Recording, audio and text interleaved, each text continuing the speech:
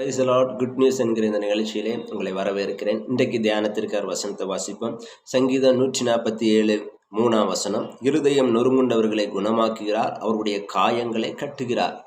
சரீரத்தில் ஒரு வியாதி வந்துச்சு அப்படின்னா நம்ம ஹாஸ்பிட்டலில் போகலாம், மருந்தெடுக்கலாம், அதை குணமாக்கலாம். ஆனால் இருதயம் நொறுக்கப்பட்டுச்சு அப்படின்னா அது எந்த மனுஷனாலையும் குணப்படுத்த முடியாது, அது எந்த மருந்தாலும் குணப்படுத்த முடியாது.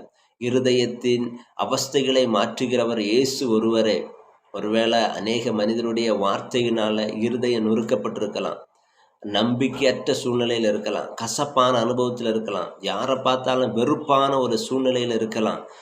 எதை பார்த்தாலுமே ஒரு வெறுப்பு, கசப்பு, வேதனையாக இருக்கலாம். இருதயம் நொறுக்கப்பட்டு அதனால நிறைய காரியங்கள் இழந்திருக்கலாம். ஆனால் ஆண்டவர் இன்றைக்கு உங்களை பார்த்து சொல்லுதாரு, உன்னுடைய இருதயம் நொறுங்குண்டதை நான் குணமாக்குவேன்.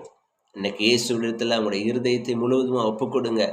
அவருடைய இருதயத்தின் சந்தோஷத்தை உங்களுக்குள்ளாக ஊற்றி உடைய இருதயத்தின் அத்தனை காயங்களையும் கட்டி ஒரு புதிய இருதயத்தை உங்களுக்குள்ள சிருஷ்டிப்பார். இந்த வசனத்தின் பிரகாரமாக இயேசு உங்களை ஆசீர்வதிப்பாராக.